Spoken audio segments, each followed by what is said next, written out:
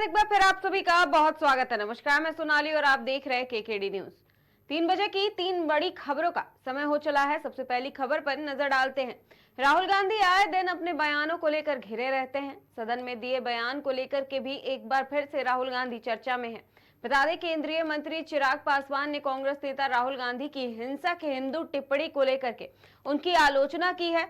उन्होंने कहा है कि इसे कोई बर्दाश्त नहीं कर सकता है। आगे उन्होंने ये भी कहा कि जिस तरह से उन्होंने हिंदू भावनाओं को ठेस पहुंचाई और कहा कि हिंदू हिंसा फैलाते हैं, तो ये बात बर्दाश्त नहीं की जाएगी। वहीं चिराग पासवान ने राहुल गांधी पर जमकर हमला बोला है।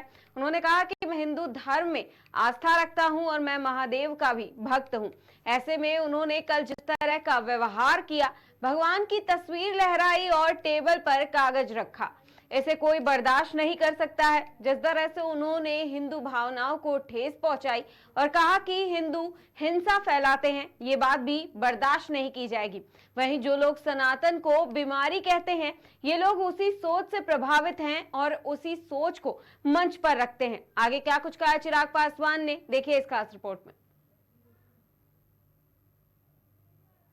कोई निर्देश नहीं दिया, प्रधानमंत्री जी का मार्गदर्शन हम लोग को प्राप्त हुआ। संसदीय परंपराओं को जिस तरीके से बीते दिनों हम लोगों ने तार तार होते हुए देखा, भले वो स्पीकर के चुनाव को लेकर हो या एलओपी के पद की गरिमा को जिस तरीके से कल सदन में कमतर करने का कार्य किया गया, इन तमाम विषयों पर जहां हमारी सरकार की, प्रधानमंत्री जी की चिंताएं हैं, वहीं कम से कम एनडीए का हर एक घटक दल और एनडीए का हर एक सांसद अपने उच्चारण से, अपने आचरण से एक नई मिसाल रखने का कार्य करे। ऐसे में प्रधानमंत्री जी के अनुभव का लाभ हर एक सांसद को मिले, इस सोच के साथ आज एनडीए के संसदीय दल की बैठक रखी गई थी, जिसमें तमाम एनडीए के सांसद मौजूद थे और उसमें से कई जो नए सांसद हैं, जो पहली बार चुनकर आए हैं, उनके लिए प्रधानमंत्री जी का मार्गदर्शन जरूर बहुत ज्यादा मायने रखता है, उनके अनुभव से सीखना, और आज वही मार्गदर्शन हम लोग को मिला। किस तरह का मार्गदर्शन था? स्पेशली कुछ निर्देश या आप लोग ऐसे नहीं, देखिए, प्रधानमंत्री जी हमेशा इस बात को लेकर रहते हैं कि ज्यादा से ज्यादा समय लोग संसद में बिताएं, ज्यादा से जितना समय रहेंगे उतना ही ज्यादा सीखने को मिलता है। मैंने भी जब मैं फर्स्ट टाइम सेकंड टाइम सांसद था, सबसे ज्यादा मैंने प्रयास यही किया कि ज्यादा से ज्यादा समय आप हाउस में रहते हैं, डिबेट को सुनते हैं, बहुत सारी बातों को सीखने का आपको मौका मिलता है। ये तमाम बातें प्रधानमंत्री जी के भी द्वारा कही गई। जिस तरह से कम्युनल वायलेंस के ऊपर कल उन्होंने कटाक्ष किया बीजेपी के ऊपर, बीजेपी डिवाइड करी लोगों को कम्युनल वायलेंस की लाइन पे, और उसको एक्सपंज कर दिया गया बाद में।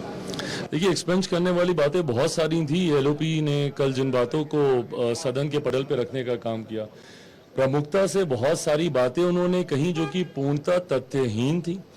कई उन्होंने व्यक्तिगत टिप्पणी की, प्रधानमंत्री जी को लेकर हो या चेयर को लेकर हो, और जिस तरीके से आस्था के साथ खिलवाड़ करने का उन्होंने कार्य किया, महादेव की तस्वीर को जिस तरीके से लहराने का काम किया, ये कतई इन सब चीजों को बर्दाश्त नहीं किया जा सकता। अलग अलग धर्म की आस्था का आपने तमाम धर्म गुरुओं का कल से लेकर आज तक बयान भी सुना, जिनके प्रति अपनी आस्था दिखा रहे थे, उन्हीं लोगों ने ही नकार दिया कि भैया ये मुद्रा इस धर्म से जुड़ी हुई नहीं होती है। कई धर्म गुरुओं ने उसका खंडन किया।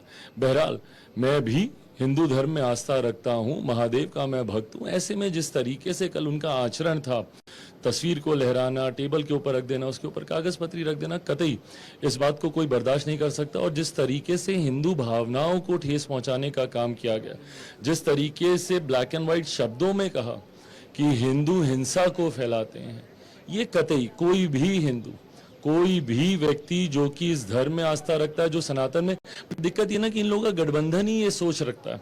जिस गठबंधन का ये लोग हिस्सा हैं या जिस गठबंधन को ये लोग लीड कर रहे हैं, बगल में जब डीएमके के लोग बैठे हुए हैं, तो आप और क्या बात बोलेंगे।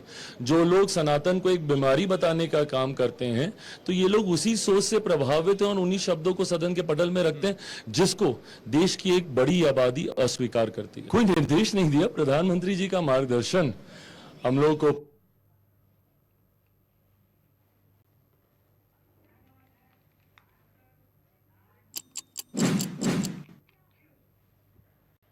रुक करते हैं दूसरी और इस जरूरी खबर पर। कहते हैं रात है तो दिन भी आएगा, परेशानी है तो खुशियां भी आएंगी, लेकिन आम आदमी पार्टी की मुश्किलें खत्म होने का नाम नहीं ले रही हैं, जिसको लेकर आपके नेता हमेशा भड़के रहते हैं और उनके परेशानियों का कारण भाजपा को बताते हैं। इसी क्रम में आप नेता संजय सिंह ने भाजपा पर जमकर निशाना साधा है और राहुल गांधी का पक्ष भी लिया है। राहुल गांधी का पक्ष लेते हुए उन्होंने कहा कि भाजपाई विचारधारा और कर्म से हिंसक हैं, हिंदू हिंसक नहीं हो सकता है, और यही बात राहुल गांधी ने भी कही थी और मैं भी कह रहा हूं। वहीं संजय सिंह ने यह भी कहा कि जिस पार्टी के लोग हिंदुओं को गाली दे, राम मंदिर के चंदा को चोरी करे, आदिवासी के सिर पर पेशाब करे और जिस पार्टी के लोग दलितों और पिछड़ों से नफरत करे, वो हिंदू कैसे हो सकते हैं और क्या हिंदू हो सकते हैं? आगे क्या कुछ सवाल उठाए हैं संजय सिंह ने, देखिए इस रिपोर्ट में। देखिए, ये भाजपाई चीजों को तोड़ने में, मरोड़ने में, दुष्प्रचार करने में माहिर है। राहुल गांधी जी ने नरेंद्र मोदी और उनकी पार्टी को हिंसक कहा। मैं 1000 बार कह रहा हूं, भाजपाई विचारधारा से हिंसक है, कर्म से हिंसक है और हिंदू हिंसक नहीं हो सकता है। ये बार बार राहुल गांधी जी ने भी कहा, हम भी कह रहे हैं। अच्छा, आप मुझे बताइए, जो पार्टी हिंदुओं को गाली दे वो हिंदू हो सकती है क्या? जो पार्टी प्रभु श्री राम के मंदिर में चंदा चोरी करे वो हिंदू हो सकती है क्या? जिस पार्टी के नेता आदिवासी के सर पे पेशाब करें वो हिंदू हो सकते हैं क्या? जिस पार्टी के लोग दलितों से, पिछड़ों से नफरत करें वो हिंदू हो सकते हैं क्या? जिस पार्टी के लोग अखिलेश यादव और उनकी पत्नी के कन्नौज में मंदिर का पूजा करने पर गंगा जल से उसकी धुलाई करें वो हिंदू हो सकते हैं क्या? ये हिंदू है? ये इनका आचरण है? ये भाजपाइयों का आचरण है? ये अपने आप को हिंदू कहते हैं? तो मैं 101% राहुल गांधी जी की बात से सहमत हूं।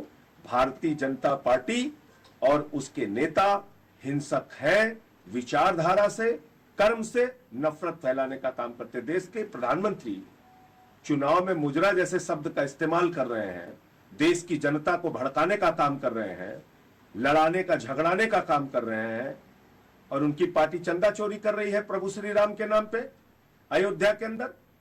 ये तो अयोध्या वालों को गाली दे रहे हैं। आप सोचिए कैसे लोग हैं ये।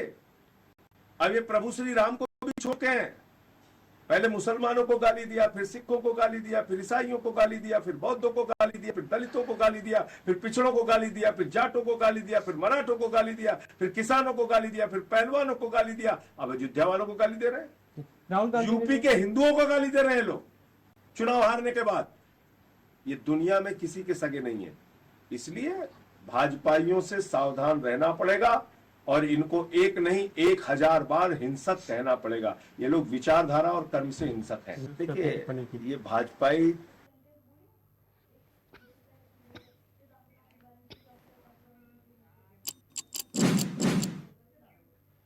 रुक करते हैं तीसरी और जरूरी खबर पर, जहां अखिलेश यादव ने सदन में भी किसी को नहीं छोड़ा। आपको बता दें, चुनाव बीतने के बाद भी ईवीएम पर प्रहार थम नहीं रहा है।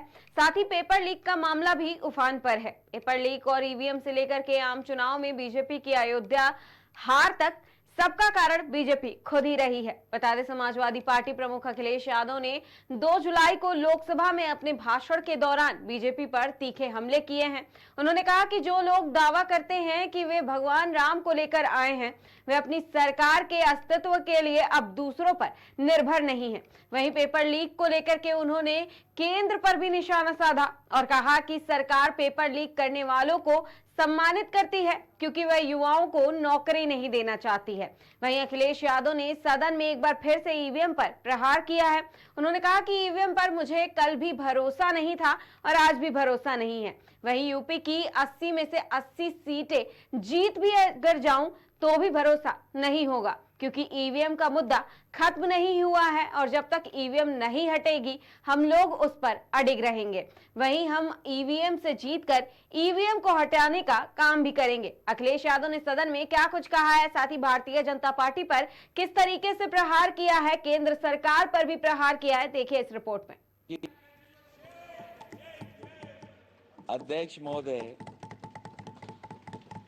मैं सबसे पहले आपका धन्यवाद देना चाहता हूं कि आपने मुझे अपनी पार्टी की तरफ से राष्ट्रपति जी का भाषण बोलने का मौका दिया है। अध्यक्ष जी, सत्ता पक्ष और विपक्ष दोनों लगातार अपनी बात रख रहे हैं। मैं सबसे पहले अध्यक्ष जी आपको और आपके साथ साथ सभी चुने हुए सांसदों को मैं बधाई और शुभकामनाएं देना चाहता हूं। साथ ही साथ मैं सबसे पहले देश के उन सभी समझदार और ईमानदार मतदाताओं को धन्यवाद जिन्होंने लोकतंत्र को एक तंत्र बनाने से रोका।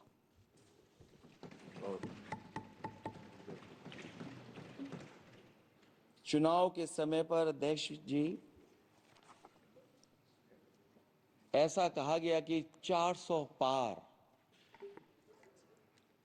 मैं समझदार जनता को फिर एक बार धन्यवाद दूंगा और मैं कुछ कहना चाहता हूं कि आवाम ने तोड़ दिया हुकूमत का गुरूर, दरबार तो लगा है पड़ा गमगीन में बेनूर है पर। अध्यक्ष महोदय, दरबार तो लगा है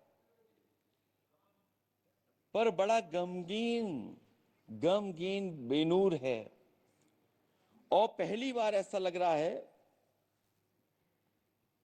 हारी हुई सरकार विराजमान है।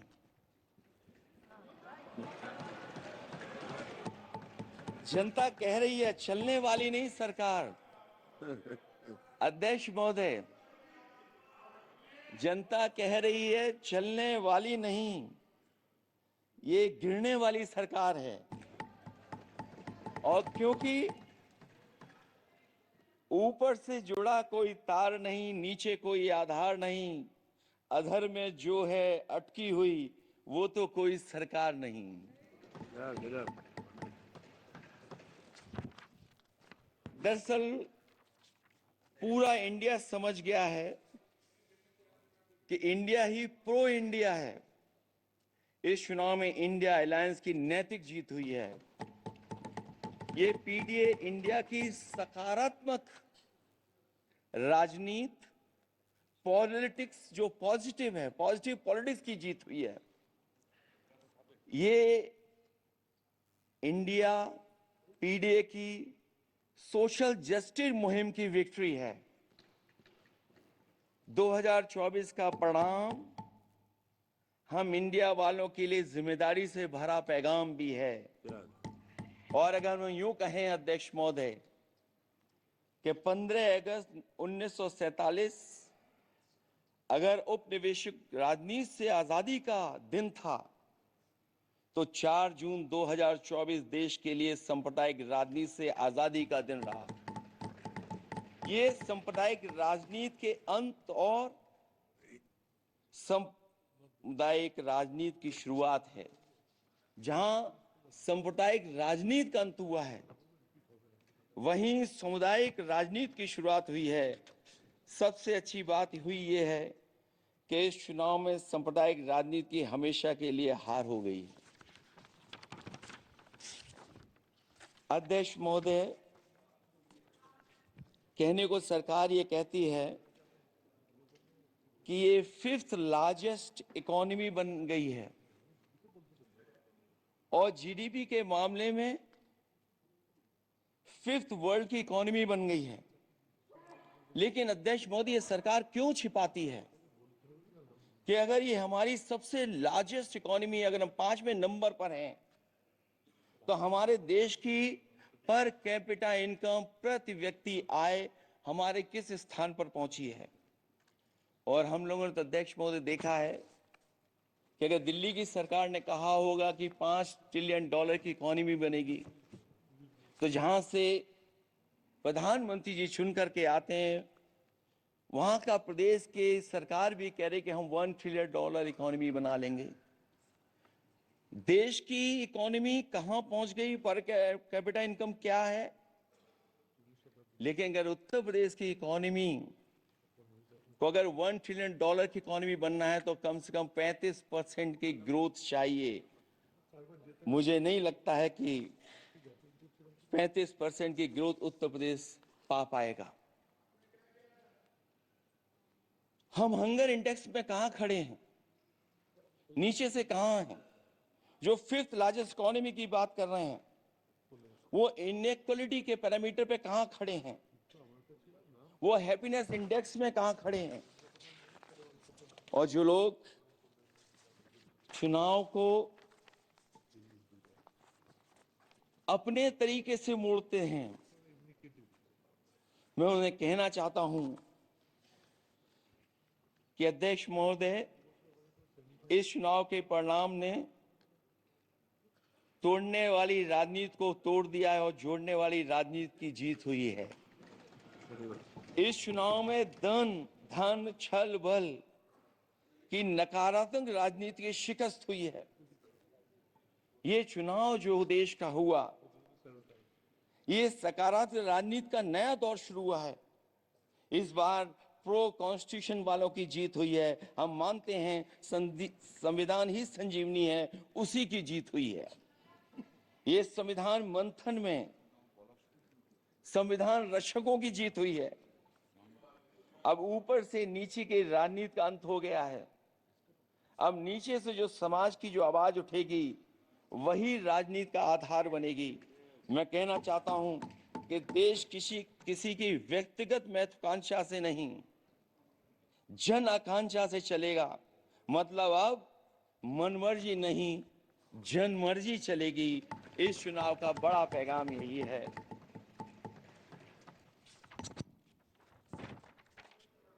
अध्यक्ष महोदय, बहुत सी बातें हुई हैं। अगर उत्तर प्रदेश की बात ना हो, क्योंकि अध्यक्ष महोदय सबसे बड़ा प्रदेश जहां है, उसने हर बार दूसरे दल को समर्थन देकर के सरकार बनाई।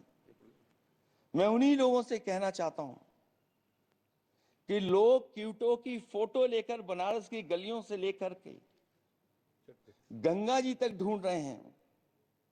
उनको लगता है जिस दिन मां गंगा साफ हो जाएंगी, शायद उस दिन कहीं क्यूटो उसकी गोद में कहीं मिल जाएगा। बनारसी लोग चाहते हैं कि कोई गंगा जी के भी तल में उतरकर उसका दर्द भी जाने। उत्तर प्रदेश की जनता का बस यही आग्रह है कि जिस गंगा जल को हाथ में लेकर सच कहने की कसम खाई जाती है, कम से कम उस गंगा जल से तो झूठ ना बोला जाए।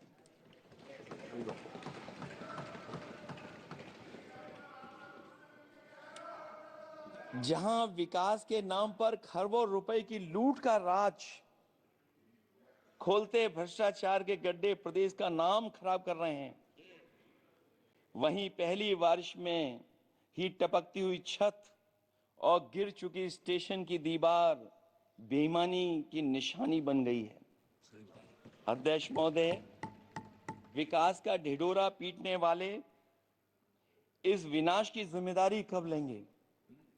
और रही सच्चे विकास की बात, तो हमने जो सड़क बनाई उस पर हवाई जहाज उतरे थे, और उत्तर प्रदेश की मुख्य नगरी में सड़कों पर नाव उतरी हैं, और अभी बारिश और हो जाएगी तो नाव से भी चलना पड़ेगा। यही स्मार्ट सिटी के जुमले का भी हाल है।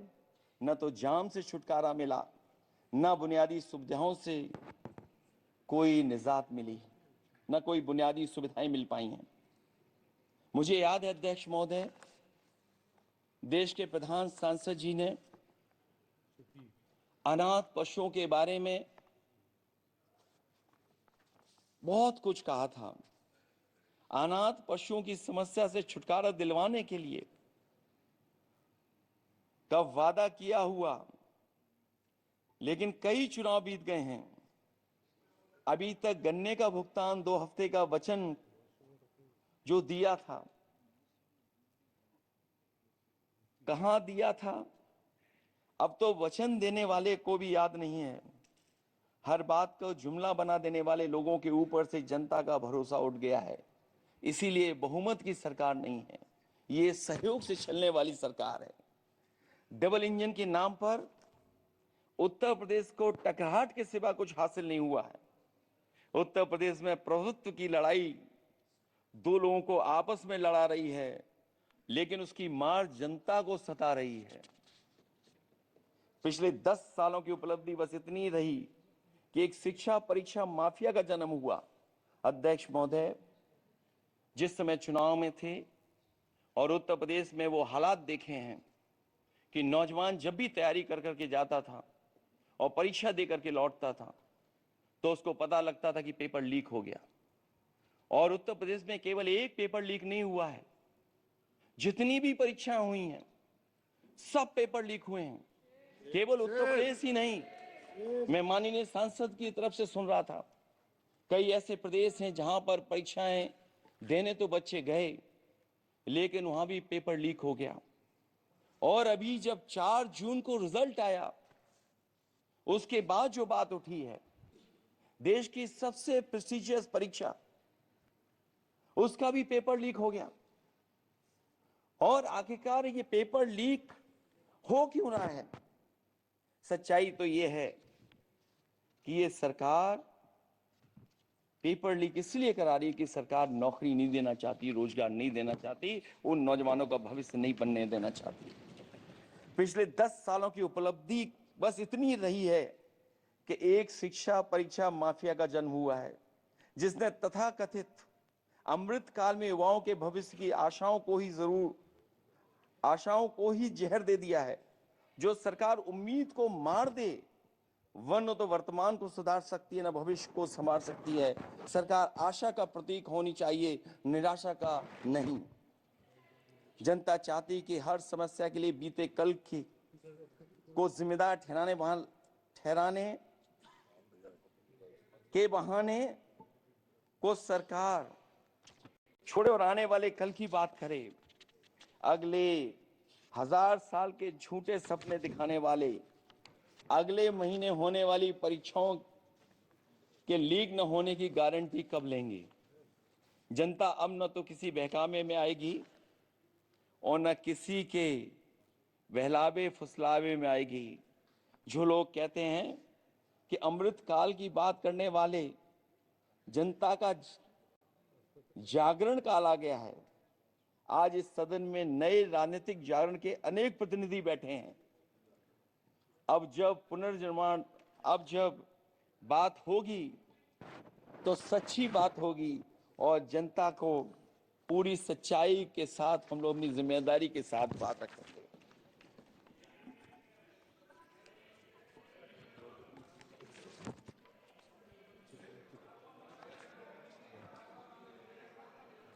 अध्यक्ष महोदय, एक जीत और हुई है, एक जीत और अध्यक्ष महोदय हुई है। मैं जानता हूं सत्ता पक्ष बैठे वाले लोग समझ गए होंगे। अयोध्या की जीत भारत के परिपक्व मतदाता की लोकतांत्रिक समझ की जीत है। और हम तो अध्यक्ष महोदय यही सुनते आए हैं, होए वही जो राम रची राखा, यह है उसका फैसला। अध्यक्ष महोदय, होई वही जो राम रची राखा, यह है उसका फैसला। जिसकी लाठी में नहीं होती आवाज, जो करते थे किसी को लाने का दावा, वो हैं खुद किसी के सहारे के लाचार।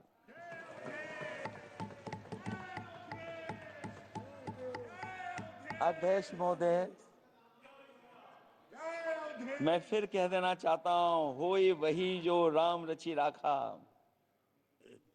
यह है उसका फैसला। जिसकी लाठी में नहीं होती आवाज, जो करते थे किसी को लाने का दावा, वो हैं खुद किसी के सहारे के लाचार। हम अयोध्या से लाए हैं उनके प्रेम का पैगाम, हम अयोध्या से लाए हैं उनके प्रेम का पैगाम। जो सच्चे मन से करते हैं सबका कल्याण। सदियों में जन जन गाता है जिनके गान, अभय दान देती जिनकी मंद मंद मुस्कान, मानवता के लिए उठता जिनका तीर कमान। अध्यक्ष महोदय, जो असत्य पर सत्य की जीत का है नाम, उफनती नदी पर जो बांधे मर्यादा के बांध, वो है अवध के राजा पुरुषोत्तम प्रभु राम। हम अयोध्या से लाए हैं उनके प्रेम का पैगाम।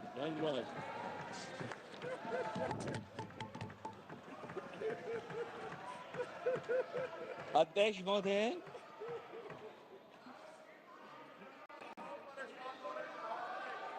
अध्यक्ष महोदय, कुछ बातें हैं।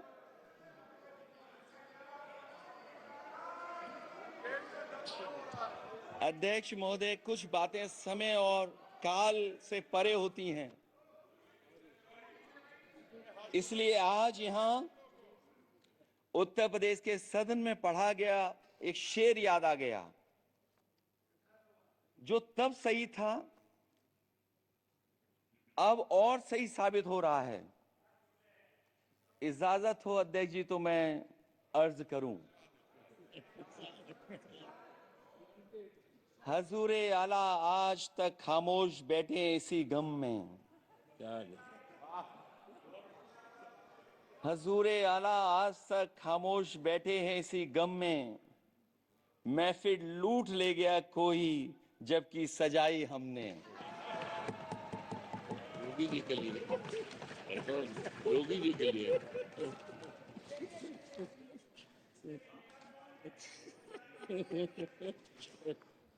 अध्यक्ष महोदय,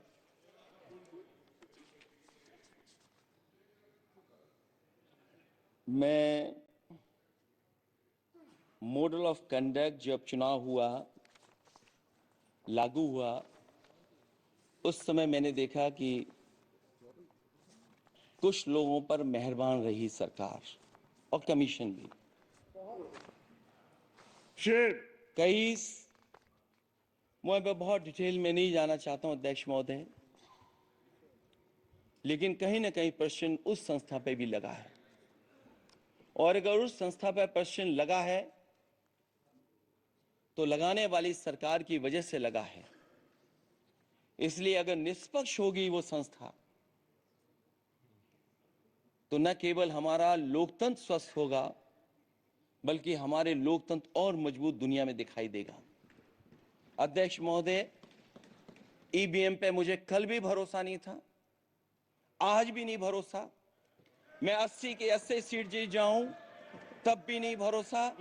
और मैंने अपने चुनाव में कहा था अध्यक्ष महोदय कि ईवीएम से जीत करके ईवीएम हटाने का काम करेंगे। न ईवीएम का मुद्दा मरा है, न जाएगा खत्म। जब तक ईवीएम नहीं हटेगी हम समाजवादी लोग उस बात पर अड़ग रहेंगे।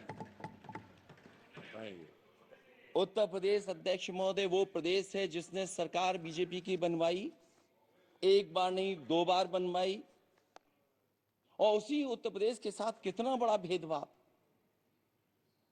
उत्तर प्रदेश के साथ बड़ा भेदभाव। मुझे याद है वो दिन जब प्रधानमंत्री जी एयरफोर्स के सबसे भारी वाहन हवाई जहाज से उतरे थे सड़क पर। वो अलग बात है कि उस प्रदेश के मुख्यमंत्री उनके साथ नहीं बैठ पाए थे, लेकिन वो एक्सप्रेस वे जो बना था और आज भी जो उत्तर प्रदेश में बन रहे हैं वो उत्तर प्रदेश के बजट से बन रहे हैं। लेकिन दिल्ली की तरफ से कोई एक्सप्रेस वे अभी नहीं दिया गया है। न केवल इंफ्रास्ट्रक्चर में भेदभाव हुआ है, बल्कि हमें याद है कि प्रधानमंत्री जी ने बड़े पैमाने पे गांव गोद लिए थे। और सोचिए, अगर देश के प्रधान सांसद अगर किसी गांव को गोद ले लें और उस गांव की तस्वीर न बदले तो शायद मैं नहीं समझता हूं कि किसी गांव की तस्वीर 10 साल में बदली होगी। मुझे वो गांव जिसको उन्होंने गोद लिया, जो प्रधानमंत्री जी की आदर्श योजना थी उसके तहत जो गोद लिया गया था गांव, वो 5 वर्ष पहले खूब शोर हुआ था कि बनारस शहर की तरह डोमरी में चमचमाने लगेगा एक गांव। हकीकत में कुछ नहीं हुआ। उसकी दुर्दशा वैसी की वैसी है, जैसे था गांव वैसे ही का वैसा है। टूटी सड़कें, कच्ची पगडंडियां, उखड़े और टूटे हुए ईंट के खंजे, बदहाल हैंडपंप, पावरलूम और पंखे के जाली के कारखाने को आखिर कब तक रफ्तार मिलेगी जो उस गांव में काम होता था, लोग करते थे।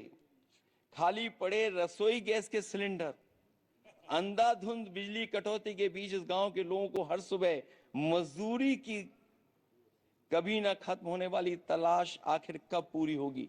तो सोचिए, एक गांव की तस्वीर ये है।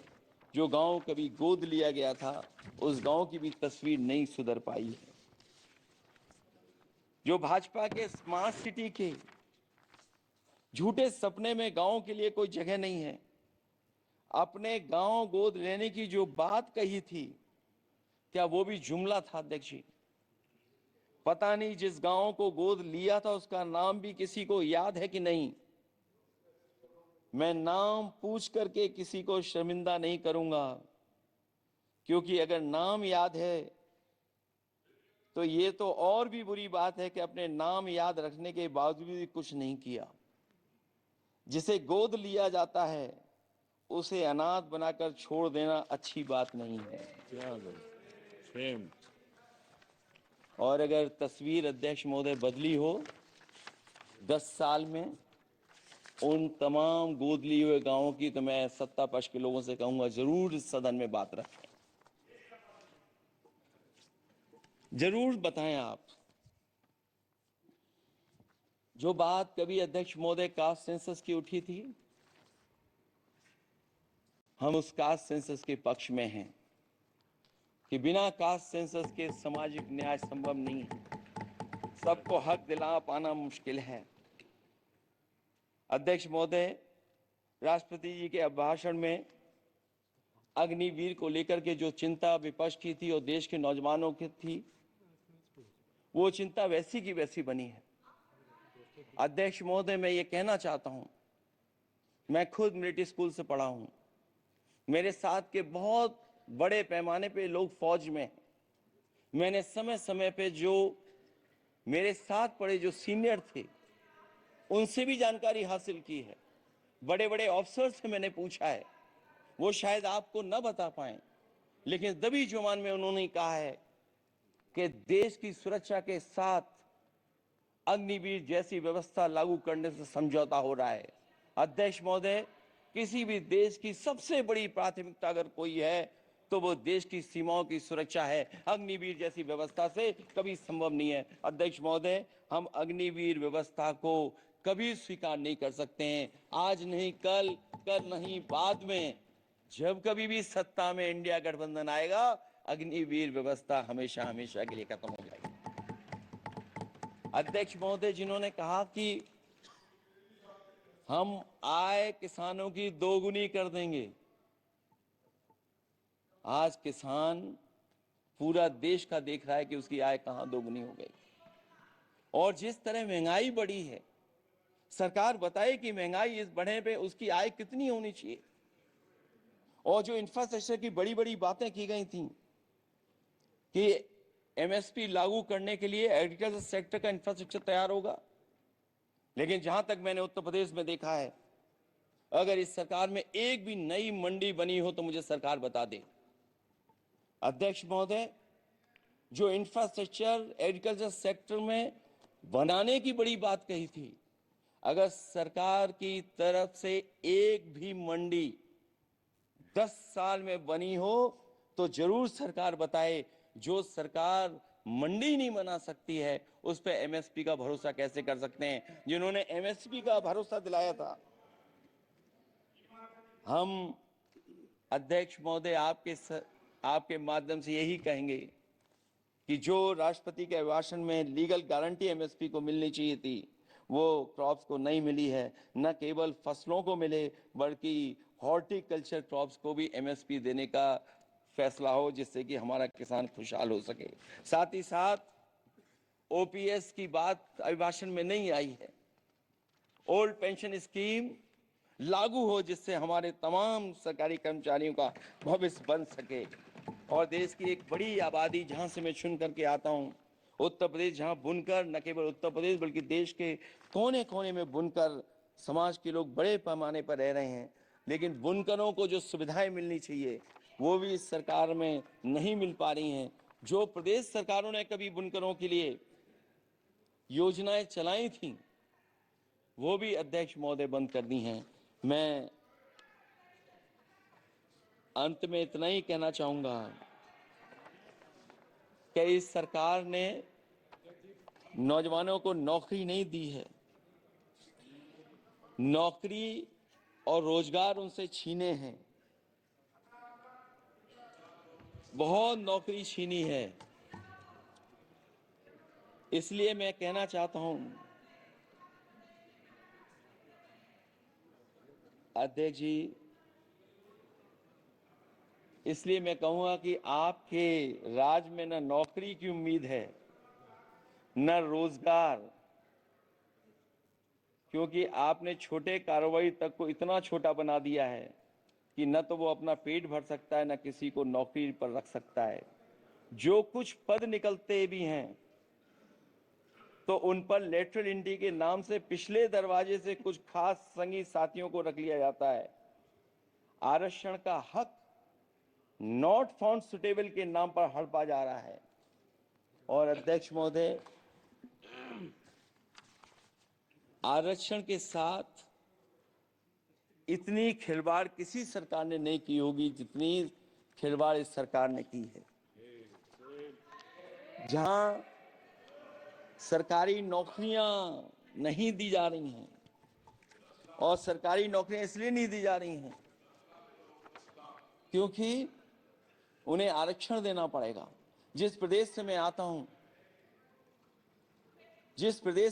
हूं वहां सबसे बड़े पैमाने पे नौजवान बेरोजगार है। और पिछले 10 साल में जो क्वेश्चन, जो पेपर उन्होंने लीक कराए हैं वो इसीलिए कराए हैं क्योंकि नौकरी ना देनी पड़े, और अगर नौकरी देनी पड़ेगी तो उन्हें आरक्षण भी देना पड़ेगा। ये जानबूझ करके सरकार नौकरी और आरक्षण के साथ खिलवाड़ कर रही है।